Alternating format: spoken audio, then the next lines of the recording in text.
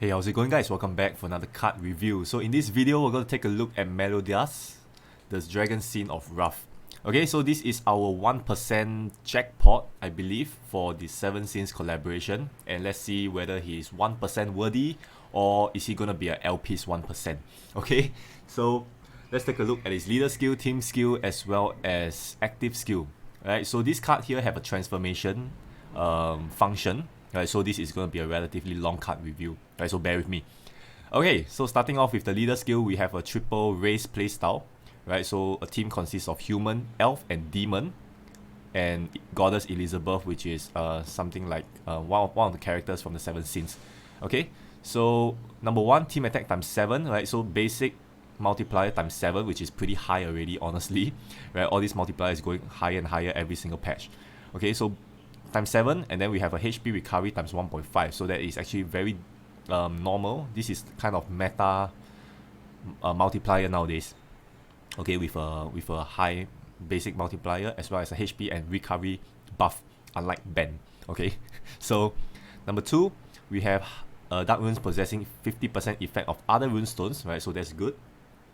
So number 3, so number 2, you can actually form like a multicolor team, right? Because we have one rune that actually possess effect of other rune stones, right? So by playing leader ally, actually possess 100% effect of other rune stones.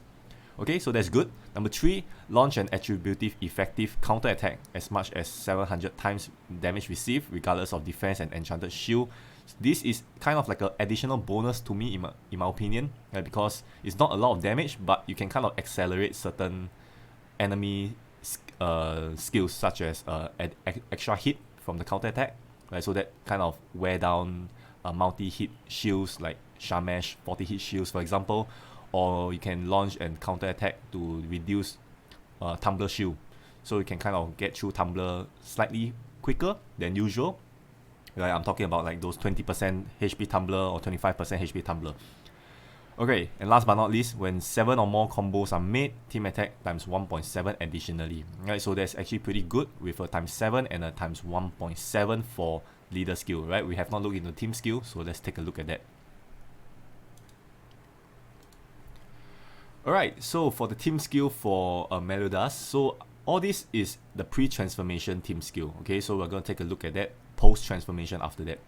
So we have a extend rune movement time regardless by 2 seconds, which is always good.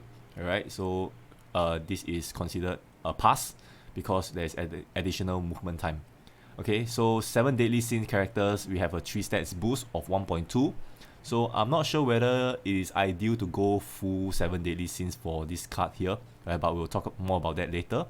So number 3, we have turn all runestone touch into enchanted runestone. So this is a pretty common skill, team skill, as we have seen for most cards out there. We do have Ophiuchus, which is the OG, and then we have Aqua having that same skill as well, and now we have Meliodas. Okay, so which is okay, so we can get rid of things like mark runes, like question mark runes and stuff like that. Alright, and then we do have other attributive runestones also possessing 50% effect of dark, so this is actually very good. Right, so note that this is a team skill, so there is no superimposing, so it's only 50% effect of dark, but hey, we have a full board of rune possession for dark runes, right? So that's actually a plus for Meliodas. And then we have combo count plus 1 for every 2 combos made. So in terms of hitting 7 combos in our leader skill, as what you can see, it's actually not a very difficult task.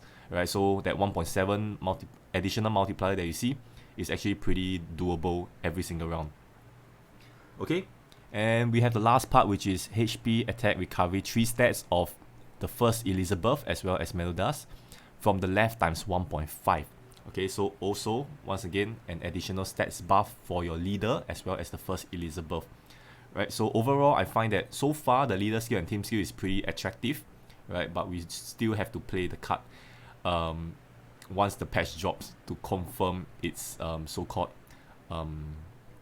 his full true power of this particular card. Okay, so let's take a look at his active skill. Okay, so active skill is at CD 7, full counter for 1 round. Character launch no attack, so the rest of the team can still do still can launch an attack, right? But I believe the main point is to not kill it and then to launch a more deadly attack the next round. Okay, so as you can see, point number 2, damage received will not lead to your defeat. I believe this applies to things like multi-hit and stuff like that. Right, so if you encounter a above, for example, 9 combo enemy, and then you do 1 combo, enemy launches 8 attack on you, I believe all this will not lead to your defeat as well. Okay, and after that, launch an attributive effective counter attack once again. Right, so we have a double counter attack this time, as much as 1000 times on the attacking enemy, and this is the same regardless of defense and enchanted runestone shield. Right, so remember that leader skill, you do launch an extra counter attack already, and then now active skill you do launch another counter attack. Right, so that is quite a lot of damage. Okay, so the next round, add 3 times of the damage received in the round to the character's attack, and then it is capped at 32.5 thousand. So overall, I think that this is a pretty interesting active skill. Right, I'm gonna do a quick comparison of Meliodas and Ben, the 4.5% jackpot. Right, both cards have one thing in similar. One thing they do share in common is that they kind of do the they let the enemy attack first, right, and then after that they kind of get some sort of boost after that. Right, so in terms of Ben, he kind of gets a HP recovery, and for Meliodas, you kind of absorb the damage received, right, and then you can launch a stronger counter attack the next round. Right, so I'm not sure whether this is the characteristics of 7 Deadly Sins, but in terms of Meliodas, his effect is much better than Ben. Okay, so I think that this active skill is actually pretty good. Okay, I'll give it a pass. As in, it's good, and you should draw it. Okay, so just a quick look. Well, that was the wrong picture. Okay, just a quick look into Meliodas' switching, which is a transformation part. So it switches at CD7, and then what it does is to explode hard runes to generate enchanted dark demon runestones, and then for 2 rounds there is no drop rate of hard runes. Right, so that is something you need to take note of, as Meliodas actually requires hard runes to recover. Right, so you need to take note of when you're switching and whether you're going to encounter any enemies with foul play and initial attack the next 2 rounds.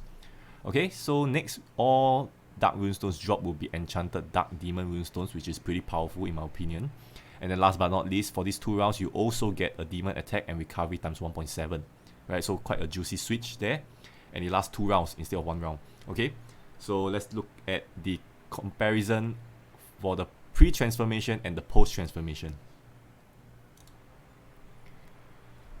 Alright, so I have placed side by side the pre-transformation and the post-transformation. Right, so what you see on the left is the pre, and then what you see on the right is the transformation part. Right, so as what I mentioned just now, it's a triple race play style. Right, but I still believe that it is best for you to put in a full demon team. Right, so why is that the case? Is because if you take a look at the leader skill, it does switches from a general playstyle to a more demon focused playstyle. Okay, so if you take a look at the comparison of the leader skill, we do have a basic times 7 multiplier, and then after transformation you realize that there is a change in the stats boost. Okay, so pre-transformation you get a HP recovery times 1.5 for human, elf and demon. Whereas the post-transformation, the 3 stats boost actually applies to demons only. Okay, so we are bound to transform in the battle, right? So it's best if you bring in demons for that maximum utility, right? And then you can see that the rest of the part is the same, counter attack amount is the same as well, and then more than 7 combo times 1.7 additionally, right? So the thing to take note of is actually a change in the base multiplier, right? What you have, the pre-transformation and the post-transformation. Alright, so next, looking into the post-transformation team skill, right? So there is a bit of change here as well, so you guys have to take note of. Right, so point number 1 is the same. You have that same 2-second movement time. And then you can see that we do have attack and recovery of demons once again times 1.7. Right, so previously it was characters of 7 Deadly Sins times 1.2. right? So now we do have a demon focus buff right here, right? Which is why I say this card here, although it's a triple race playstyle, is very focused on demons, right? So I suggest you guys to bring a full demon team instead. Okay, so number 3, we have turn all runestones touch moving into enchanted demon runestones as well, right? So previously it was just enchanted runestones, and now we add in the extra demon runestones, and then once again also very focused around demons. So same reason why I say bring full demon team. Right, so next, point number 4, which is all runestones possess effects of 50% effect of dark, that didn't change. Next part, every combo count +1, that didn't change as well. And then the last part is the one that changes. Right, so previously it was Meliodas and Elizabeth have their stats increased by 1.5, but now we have Goddess Elizabeth. Every time she activates her active skill, EP of Meliodas +2, which is actually pretty good considering that Meliodas' active skill, right, post transformation, is pretty useful. Right, so let's take a look at that. Alright, so once again a side-by-side comparison, right? So same thing, pre-transformation and post-transformation, right? So we do have one at CD7 and one at EP7. So for one round, you can see that you can do a side-by-side comparison.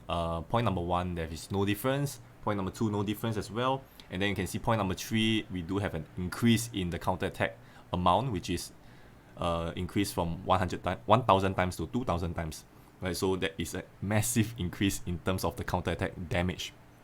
Okay. And then the last part, instead of adding ×3 of the damage, you add ×5, and it's capped at 56,000 attack stats, which is ridiculously high, right? As compared to 32.5k, which is like pretty much half. Okay, so this active skill here will be the one in play most of the time. Right? I believe we will see a lot of high damage screenshots in the future once this patch drops, based on this full counter active skill, right? Paired with decent demon members, I believe you can actually hit that maximum damage cap once again. And last but not least, we have Meliodas' EP skill 2, right? There is no comparison for this because this is an additional active skill that he has once he gets his transformation. So number 1, ignite all enemies and change their attribute into dark. So a very basically the same active skill as what we have for Iori Yagami from King of Fighters, right? Do exactly the same thing, right? So at this point of time, we do have many enemies that requires you to ignite them and stuff like that, right? So here you have one skill that actually ignites the enemy, so you can actually launch your attack at 100% damage. So on top of that, we have point number 3, which is deal dark damage as much as 100 times the character's attack, right? So it's not clear whether this damage comes in before the team damage, or after the team damage, right? Because having the damage coming in before and after have very big difference, right? So if it comes in before you do a team damage, so that will solve things like invisibility shield, something like what Yoko does, that sniping damage before your team damage. And if this dark damage comes in after, so it can actually solve enemy skills such as that 1% tumbler for enemies, right? So some enemies, they kind of revive or recover full HP or half HP when it hits 1% HP, right? So if the dark damage comes in after your team attack, right, so this 100 times character attack is gonna wipe off that 1% tumbler, right, causing it not to revive. So it's unclear here, right? So I'll just show you. I'm just telling you both scenarios, right? In which whatever the case is going to be good dealing with selected enemy skills. So last part, when effect is in play, we have an additional 1.7, right? So there is many additional multiplier here and there, right? I believe this card here is pretty well done, and the damage is not as game breaking as Gurren Lagann, but I believe this card is going to be pretty meta in terms of damage. Okay, so overall I find that this card here is quite 1% worthy. So for now, we're just left with that second 4.5% jackpot card that is not reviewed yet, right? But overall, I find that this card here is pretty well done, right? Just that maybe if you were to bring in a full demon team, pre-transformation is going to be pretty weak, but it's going to kick ass after transformation. Right, so that's all for today's card review for this particular card, Meliodas. Alright, so if you enjoyed this card review, do give it a like, and then I'll see you guys in the next video. Bye bye.